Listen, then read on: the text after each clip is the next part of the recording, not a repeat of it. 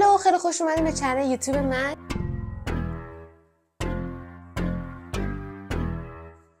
امروزم اومدم با یه چالش جدید. طبق معمول همیشه داشتم تو اینستا واسه خودم میگشتم.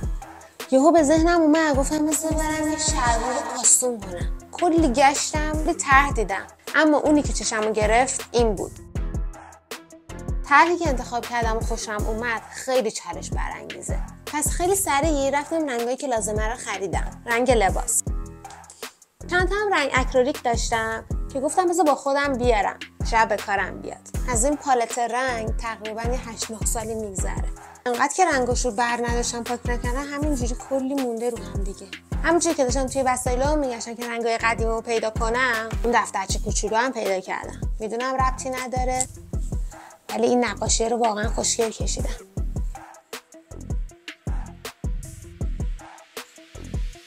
خب برای اینکه این طرح‌ها بکشیم قبلش باید اسکیز بزنیم، یعنی لایناشو مشخص کنیم. این قسمت پایین کارو که همونجوری که می‌بینید پرتیه، هیچ چیزی نداره.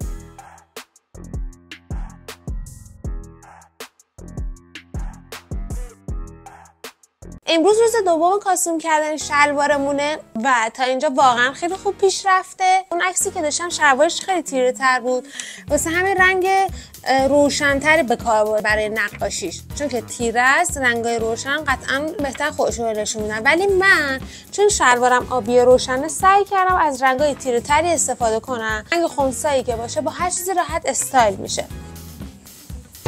خیلی باحال شده. بیاتون نره چنل من رو سابسکرایب کنید. این کار واقعا خفن شده. میخوام برم قسمت ماهش رو بکشم. راسته این که خوشگله یه نقطه مشکی میزنم، زیاد شده این. عجب نمیشه. نقاشی برای من همیشه یه کار ساده ای بوده، چون که از بچگی خیلی نقاشی میکشیدم. چون یه چیزی بود که بلدش بودم، همیشه دوست داشتم چیزای جدید رو امتحان کنم. اومدیم تجربه کنیم دیگه، اومدیم زندگی کنیم. تو این چنل هم قراره همین کارو کنیم دیگه، خوش بگذرونیم. یه وقتایی هم گنده کاری میکنیم. از ویدیو معدن و اینور پریدن و اونور افتادن و بشین دیگه، میکاسی نداری، بشین. دورو دستشو اینجوری گرده، این هم داره فرار میکنن. اون یکی پاچش هم بکشم، اون یکی پاچش رو دیگه واقعا حال ندارم بکشم. نه برای اینکه سخته، به خاطر اینکه میخوام من کت آوانگاردم رو درست کنم. کتم رو دوختم، با چه افتضاحی کتم رو دوختم. نه خیلی هم افتضاح نیست، دم به خودم کم لطفی میکنم.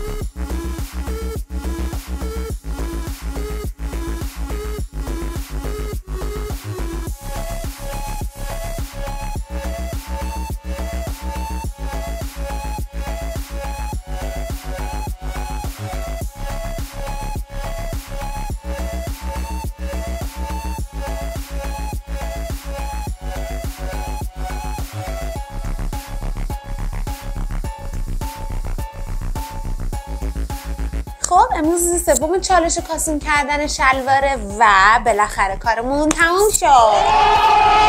اینم از نتیجه کار که به نظرم خیلی خفن شد. خودم واقعا خوشم اومده. بریم استایلش کنیم ببینیم چه جوری میشه. قبل از اینکه بریم استایلش کنیم حتما منو سابسکرایب کنیم. خب من تصمیم گرفتم این لباسو بپوشم باهاش ست کنم چون به نظرم که خیلی خوشگله. این کیف کوچولوی با مزه هم همراهش هست. بریم ببینیم چطوری میشه. بزن بریم.